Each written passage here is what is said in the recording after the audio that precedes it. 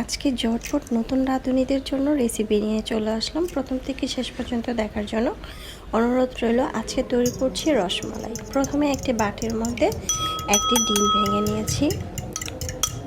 ডিমটাকে এখন আমি একটু ফেটে নেব কাঁটা চামচ দিয়ে। সামান্য একটু লবণ অ্যাড করতে পারেন, তবে মিষ্টিতে যারা লবণ খান না তারা লবণটা অ্যাড করবেন না। এখন নিয়ে নিচ্ছি গুঁড়া দুধ। এখানে 1 কাপের মতো গুঁড়া দুধ হবে। আর দিয়ে দিচ্ছি বেকিং পাউডার 1/2 চামচ। তারপরে দিয়ে দিচ্ছি ঘি। আমি এখানে ঘি দিয়ে দিচ্ছি 2 টেবিল চামচ।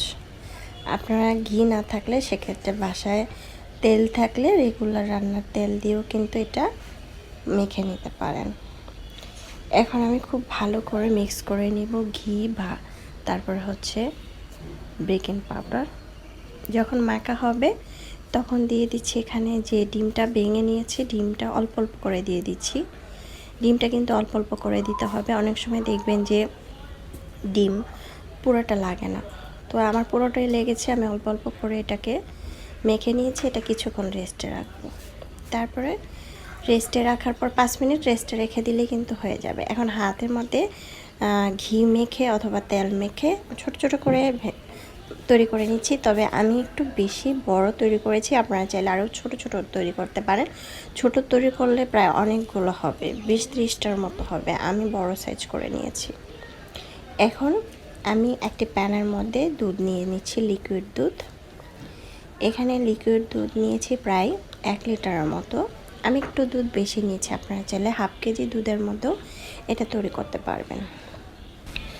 দুধটা যখন জাল করতে করতে ঘন হয়ে যাবে তখন কিন্তু এক এক করে আমি ছানাগুলো দিয়ে দিচ্ছি। দেখতে পাচ্ছেন এটা এক এক করে আমি ছড়িয়ে দিচ্ছি। আর চুলার আঁচটা কিন্তু এ পর্যায়ে বাড়িয়ে রাখতে হবে। তারপরে যখন আমি দিব তখন ঢাকনা দিয়ে ঢেকে রাখবো, চুলার আঁচ মিডিয়াম করে।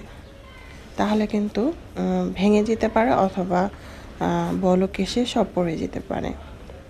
আর উপর থেকে কিন্তু এটা ফুলে ফুলে উঠছে, দেখতে পাচ্ছেন। আর কত বড় হয়েছে, আমি কিন্তু অনেক বড় বড় করে তৈরি করেছি, দেখতে পাচ্ছেন। এখন আমি চুলার আঁচ কমিয়ে দিয়ে এটাকে রান্না করে নিব। এখন আমি দিয়ে দিচ্ছি কর্নফ্লেক্স মিল্ক। আমি এটার মধ্যে চিনি দিইনি, আমি এখানে কর্নফ্লেক্স মিল্ক দিয়েছি। আপনারা চাইলে চিনি অ্যাড করতে পারেন, যখন দুধটা জাল করবেন তখন চিনি অ্যাড করতে পারেন। এখন কর্নফ্লেক্স মিল্কটা আমি এখানে দিয়েছি প্রায়, এখানে 1 কাপ থেকে 1.5 কাপ হবে। মিষ্টির কতটুকু খাবেন সেই অনুযায়ী কিন্তু এখানে কর্নফ্লেক্স মিল্কটা দিতে হবে। আর কর্নফ্লেক্স মিল্কটা দিয়ে কিন্তু এটা তৈরি করলে খেতে অনেক বেশি মজার হয়। তারপরে যখন এটা ঠান্ডা হয়েছে তখন আমি একটি বাটিতে পরিবেশন করে নিচ্ছি।